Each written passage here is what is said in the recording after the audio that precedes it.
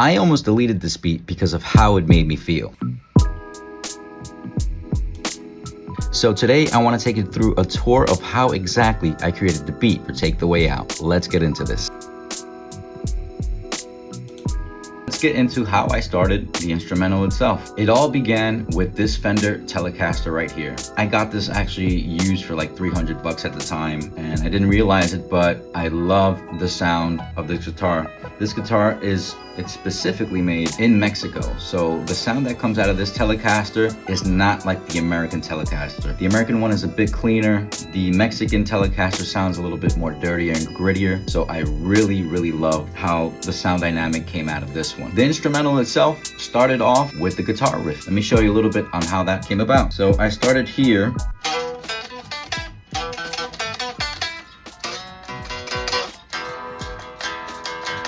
And that right there was the beginning of Take the Way Out.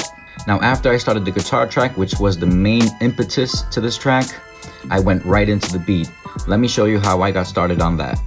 Now, this track right here that you see, this is my guitar track, and it's just looping that same pattern that I laid out in the beginning. Directly after that, again, I put a distortion behind it and a little bit of reverb, and this is what you get afterwards.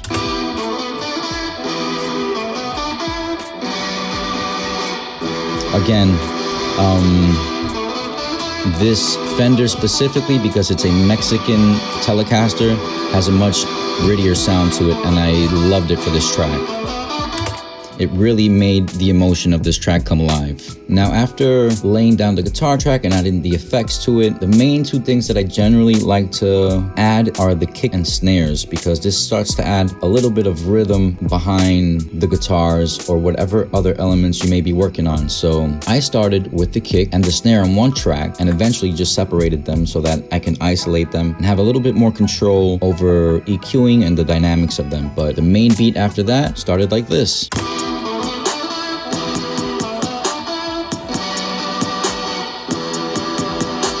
Now, if you listen to the kick, there's a little bit of like 808 kind of push in it. It's not a complete 808, but it has a little bit of that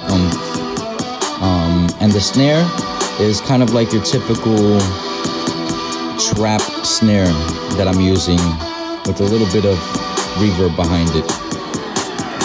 Now, I'm sure you heard that there's a reverse guitar sound that's in there, and also a slowing down of the guitar track. I want to show you what I did to add a little bit of versatility to the actual loop itself to kind of bring in the next section of the song. Now, like I said, going into the chorus, I added kind of like a slowing down of the guitar track to add a little bit more texture and versatility in the actual loop itself to bring in the next section. So part basically sounds like this.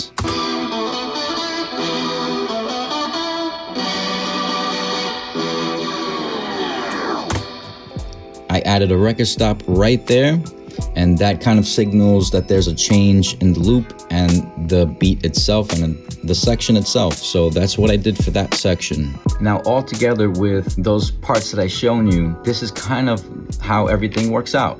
You have the guitar track coming in, looping, and it's gonna loop one more time here, and we're gonna get the part where the guitar speeds up right into the verse. And after that, when we're going into the chorus, we have the guitar track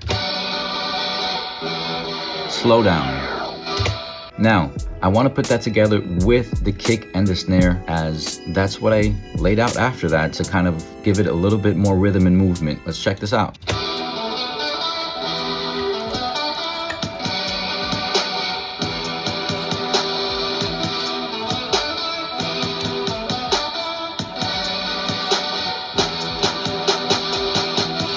Adding a couple more snares there just to signal that, you know, there's a little bit of change up in the verse.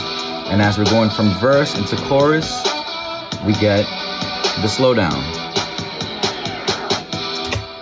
So just utilizing that kick and snare to add a little bit more rhythm with the guitar track, and having the speed up of the guitar track and the slowdown of the guitar track to signal to your ears that certain parts are coming in. Now, directly after laying down the kick and snare, I added a hi-hat, a basically quarter hi-hat hitting the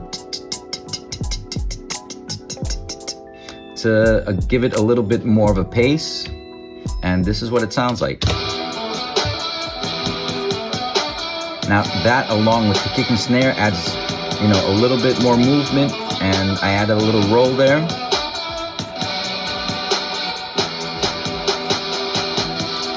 So the track is coming along together with all of these elements, and changing up little parts of it just kind of helps the track move along. Now, the next thing I added, because I'm Latino, from the Dominican Republic, not born there, but born here in New York. My parents are from there. I added a shaker. Shakers always, for me, add a little bit more rhythm and movement to the song, and I wanted to add that as a representation of my Latino background. Let's check this out.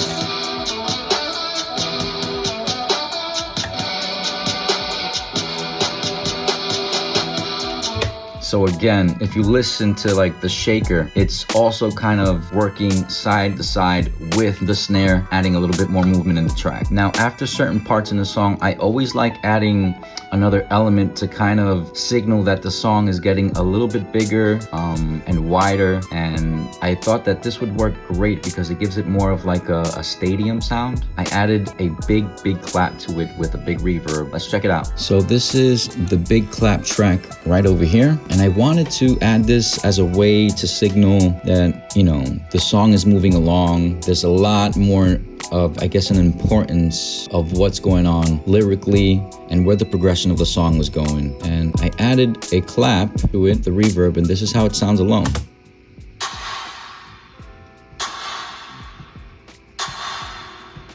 Now all together with the kick, snare, hi-hat, shaker, guitar, and big clap, this is what it came out to.